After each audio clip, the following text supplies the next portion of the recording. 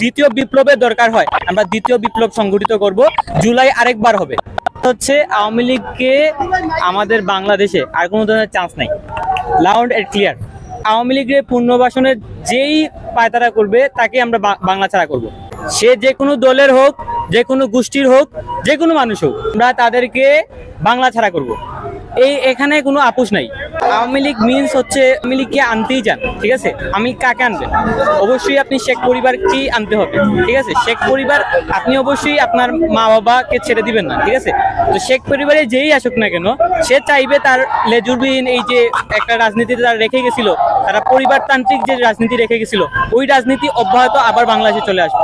তো এইটা দেশের মানুষ কখনোই চাইবে না। আমি শ্রদ্ধা রেখেই বলছি বিএনপির প্রতি, এবং যে কোনো পার্টি হোক যারাই মন্তব্য দিয়েছে, আমি সবার প্রতি শ্রদ্ধা রেখে একটা কথা বলি।